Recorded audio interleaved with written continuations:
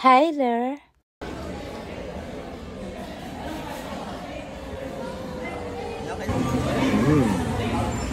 Up. You know.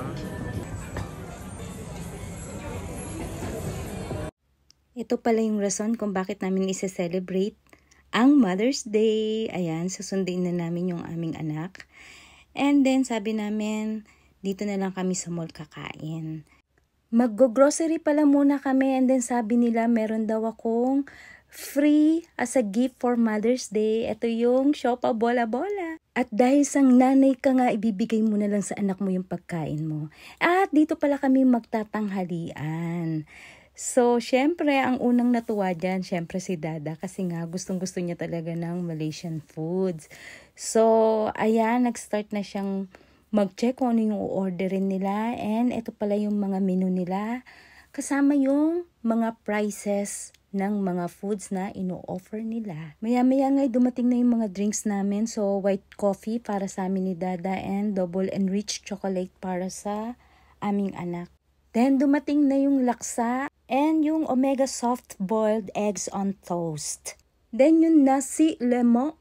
Basta yung with fried turmeric chicken. Ayan. And then, yung rendang chicken ni Dada. Ayan. At yung Hainanese chicken naman ng anak namin. So, at dahil complete order na nga kami, family picture for Mother's Day.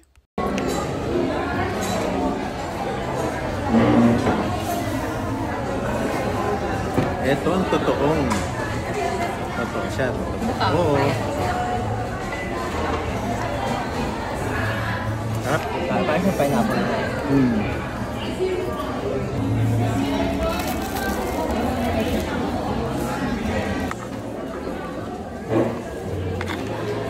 May mani, may dilis, lahat. Isang subo to power, subo.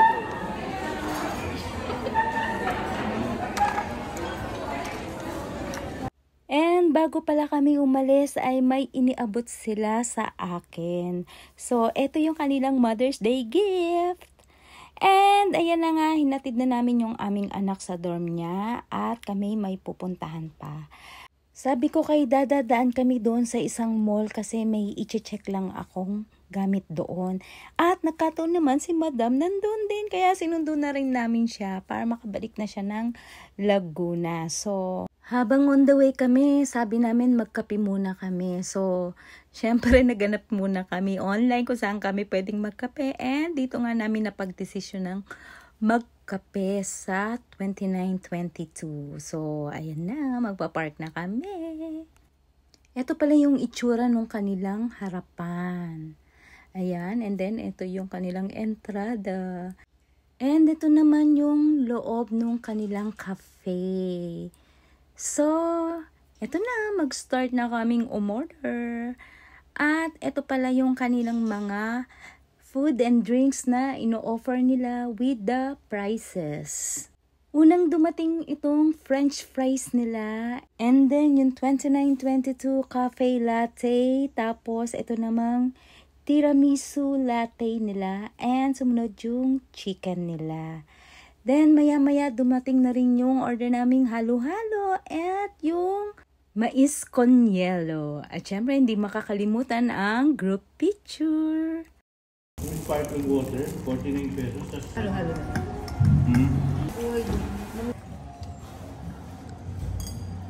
Sobra, overflow eh.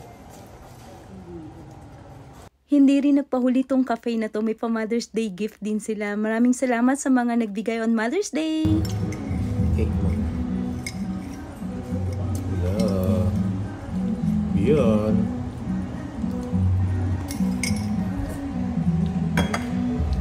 Parang banana cake. At dahil happy tummy na nga kami, ay uuwi na kami. And the next day, after namin bumoto, ay sila nanay naman ang aming isasama para mag-celebrate ng Mother's Day. So, medyo late na nagbukas yung mall nito. And maya-maya ngay naganap na kami kung saan kami kakain. And dito na namin napagdesisyonan kumain. So, ayan na, nagsimula na kaming piliin kung ano yung aming kakainin. So, ito yung mga foods and drinks with the prices, syempre, para makita ninyo kung swak ba sa budget nyo yung resto na to. At habang naghihintay nga ay syempre a little bit kwentuhan. Sa Italy kasi ito na Ay, yung pisa. Sa Italy ito nabili na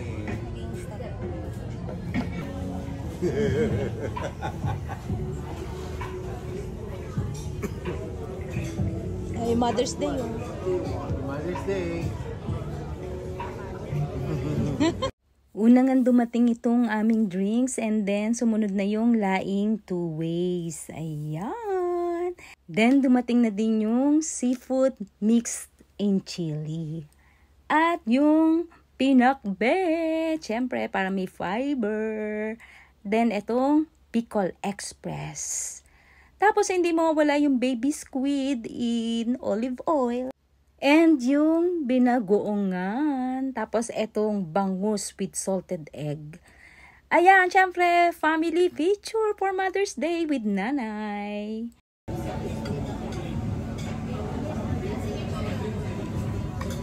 Dami pala nung order natin. Large kasi.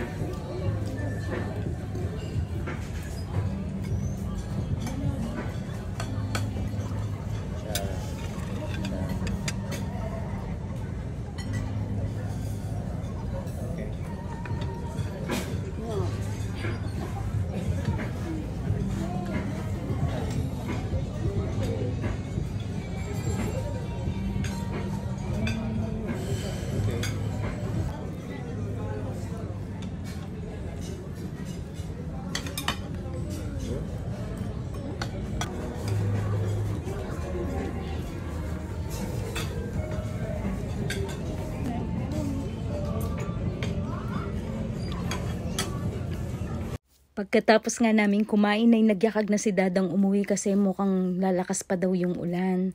Kaya ayan, ihahatid na namin sila nanay. Hanggang sa muli. Bye-bye!